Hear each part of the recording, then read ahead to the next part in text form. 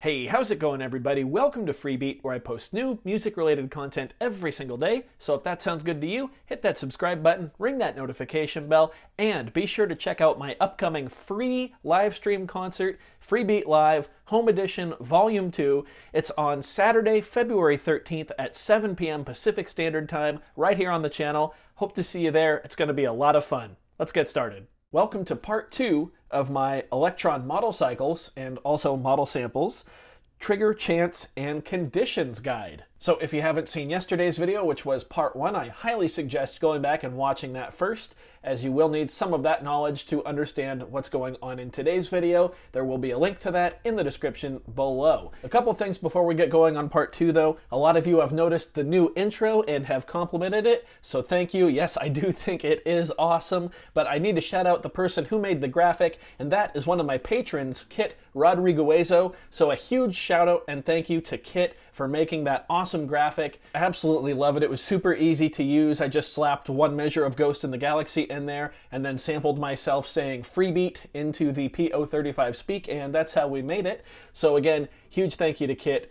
I absolutely love it. It's so cool. And speaking of patrons, I do need to shout out one patron for this video, and that is a new patron to the channel, Scott F. Scott, thank you so much for your support. If you'd like to help support the channel and get some extra benefits, just head over to patreon.com/freebeat. We've got a patron-only Discord server, and there's also some tiers that get stickers, as well as a few extra benefits. So yeah, patreon.com/freebeat. Enough of all that. Let's dive into part 2. So once again, I've got an initialized kit here.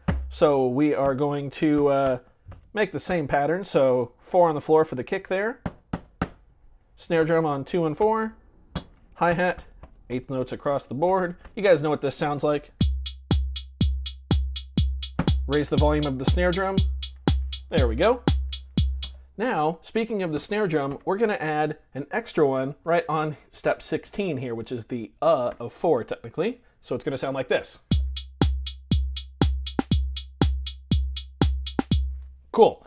So in yesterday's video, we talked about overall track chance, which when you turn this knob here, the chance/conditional knob, without any of the steps held down, it affects the whole track. However, when we hold an individual step, we get a whole lot more parameters to mess with. So yesterday we covered first under the line, the percentage chance, as well as the like 1 every 4 measures, 1 every 3 measures, all of those. So today we are going to be covering fill under the line, pre under the line, NEI, and NEI under the line. So let's go ahead and start with fill. When the trigger condition knob is set all the way to the left, it's set to fill.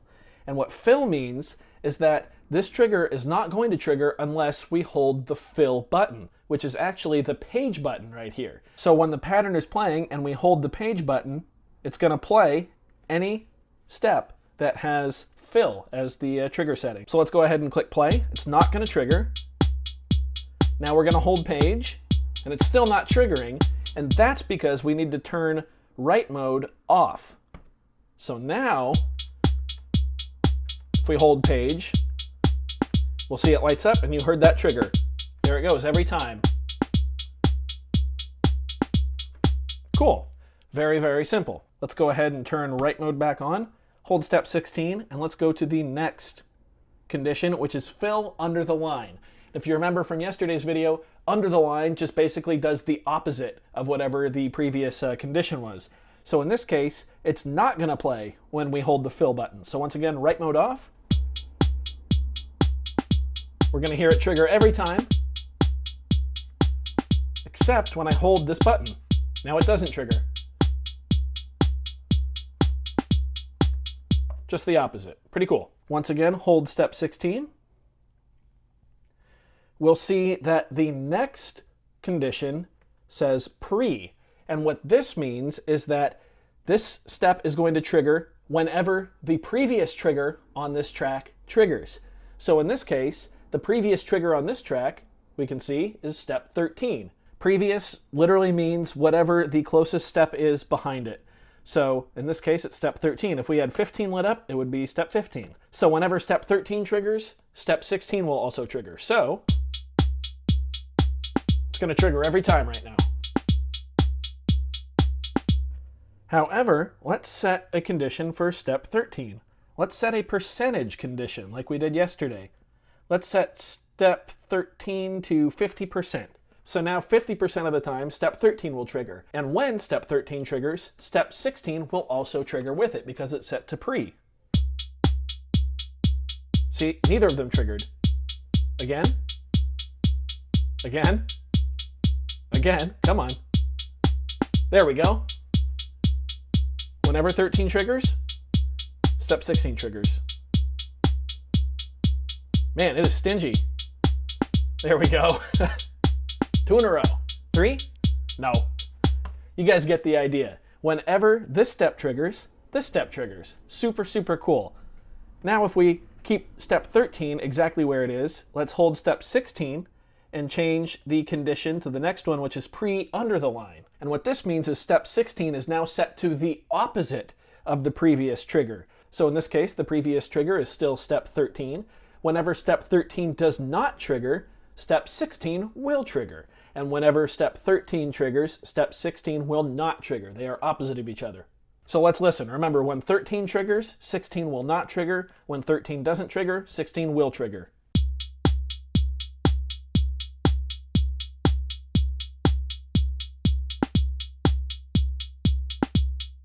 And of course, we're still working with step 13 set to trigger 50% of the time. So you can come up with some really cool stuff using the pre and under the line pre condition. You can set step 13 to only work with the fill, so then you can actually control when this step triggers and when this one does. It works with like set re-triggers. It works with all the parameters, of course. There's a lot of depth there, a lot of stuff you can do.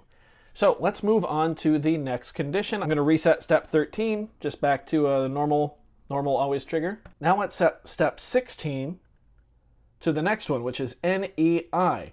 That stands for neighbor. What this means is it is now going to look for the neighboring track to find out when this step is going to trigger. The neighboring track is always one step to the left of the current track. So in this case, it would be track 1. So now we need to go to track 1, which is our kick drum. It's going to look for the previous trigger on the neighboring track. So the closest trigger to our trigger on track 2 on track 1, the neighboring track. So in that case, it's looking for step 13 of track 1. So let's set a condition here. Let's set this to, once again, 50%.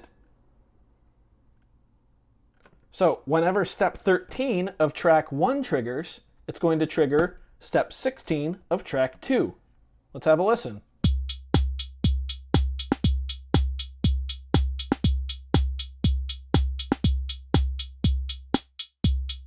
There you go. You heard that kick drum drop out? And because of that, step 16 on track 2 does not play.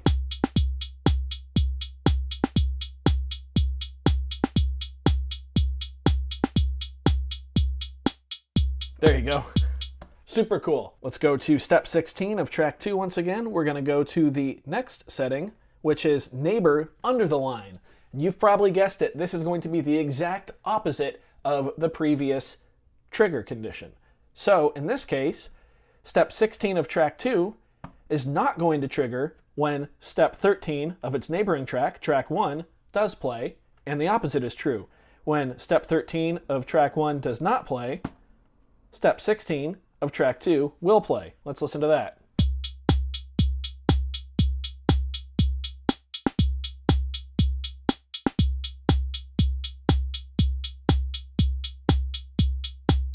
See how that works? Pretty neat. You can really get creative with how you assemble your tracks and where you put them and really change how your whole piece feels and even functions. It's really powerful. You can actually chain multiple triggers together too. So let's go to track 1 here and go to this bass drum. Instead of setting this to 50%, let's go ahead and set this one to pre, and then let's put a bass drum right here on step 11. So now back on track 2, step 16 is set to NEI under the line, so it's looking for the neighboring track, track 1, the previous step, which would be 13. It's not going to trigger whenever step 13 triggers. However, step 13 is looking for the previous trigger to tell when it triggers, which in that case is step 11. So let's set this one now to fill. How about that? So now this is going to trigger whenever I hold the fill button, which is also going to trigger this one, which is not going to trigger step 16 on track 2. I know it's confusing, but feel free to watch this over as many times as it takes. Remember, when we use the fill button, we can't have write mode on. Let's go.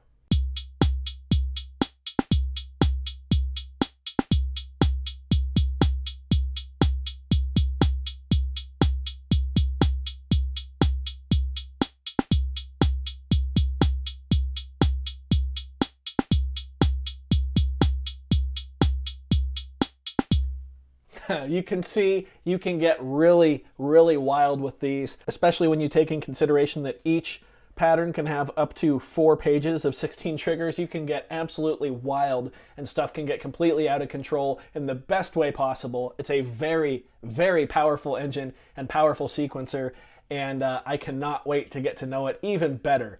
So there you have it. There's a quick overview of all the chance and condition for the triggers on the Elektron model cycles. Of course, this video does work with the Elektron model samples as well, as they share the exact same sequencer. I hope you guys found this video helpful. If you did, go ahead and leave a like on it. If not, you can leave a dislike. That's okay too. Doesn't hurt my feelings, just makes me try that much harder next time. Either way, be sure to hit that subscribe button, ring that notification bell. Thank you so much for being here. Thanks for watching. We'll see you next time. Bye.